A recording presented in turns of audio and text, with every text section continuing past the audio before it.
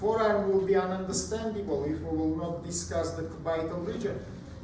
All the topics is given about cubital region, just only 2 points. Now minute attention to me.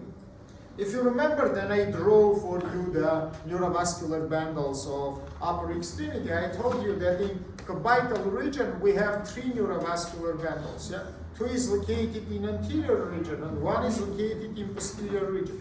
Now minute attention. Where is located the anterior neurovascular bundles? Anterior neurovascular bundles located between muscular groups. In anterior cubital region, there are 3 groups of muscles: medial, middle, and lateral. And between these 3 groups of muscles, if I will draw it, simply will be understandable. Yeah, group number 1, group number 2, group number 3. From medial side, it will be medial, it will be middle, it will be lateral. And as you can see, between these 3 groups of muscles, we have 2 grooves. That is first groove, number 1. This is second groove, number 2. Group number 1 we call anterior medial groove. Group number 2 we call anterior lateral groove. So inside of that, so once again, friends, now I draw for you the muscles. Muscles in cubital, anterior cubital region, they collected into 3 groups. In the medial group, we have the muscles of anterior forearm. That is the flexors and that is the pronator teres. In the lateral group, we have muscles of posterior forearm. It is the supinator, which is in upper third in anterior and then goes to posterior. It is brachioradialis, which is continuous from your arm region and come to anterior forearm. And it is the extensor muscles, which is go finally to your posterior. Middle group, it is muscles of your arm region, biceps and brachialis, which is forms together lacertum fibrosus. And you can see 2 grooves. Inside of these 2 grooves, we will have 2 neurovascular bundles of anterior cubital region. Here, first structure which we have, A1. It is arteria brachialis with 2 same name veins. Little bit medially to it, I draw here the blue line B, which is nervus medianus.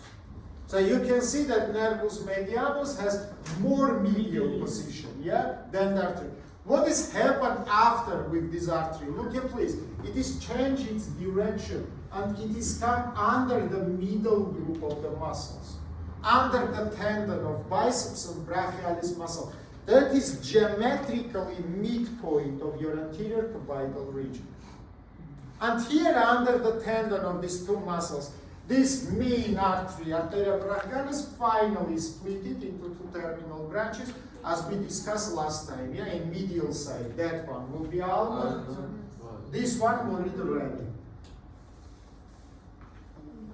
And projectional point here of this bifurcation will be 1 centimeter below the midpoint of anterior cubital region. So finally will be divided into 2 terminal branches.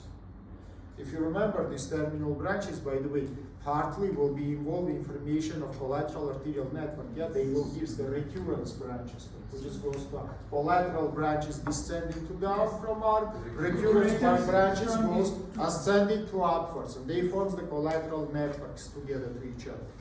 Let's continue. What we have in the lateral groove. In the lateral groove, again, we have the neurovascular bundle, which we call anterior lateral. As you remember, it contains arteria collateralis radialis and nervus radialis. By the way, nerve is located more laterally, artery located a little bit medial. That's a here. I will draw the blue line number 7, or it is A, B, C, C, and a red line B. Of course, then I draw a red line, it means it has veins also. Just I say you before that one artery have 2 veins. And little bit about these structures. Structure C, nervus radialis, exactly in midpoint of this groove. Finally, as you remember, it is split into 2 terminal branches. One we call superficial branch of nervus radialis. Why now? I remind you, because after minutes I will start to draw the cross section. And you must imagine this picture. One is superficial branch, second is deep branch. Superficial branch comes to anterior forearm, deep branch goes to the posterior forearm region. I think it is understanding.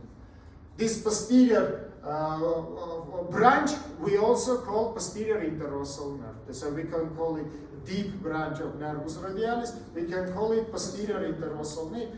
Both names is useful, both names we can use. Finally, we come to the back.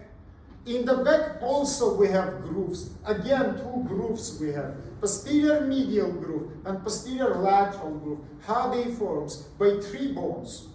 Middle bone, it is the olecranon. Medial bone, it is medial epicondyle of the brachial bone. Lateral bone, it is lateral epicondyle. And of course you understand that between them the grooves is formed. The much more important groove for us, it is the posterior medial groove. Posterior medial groove by proper fascia, which is joined to these two mentioned bones, olecranon and medial epicondyle, become to osteofacial canal. Say this is the groove. If this groove is covered by the proper fascia, it is become to the canal.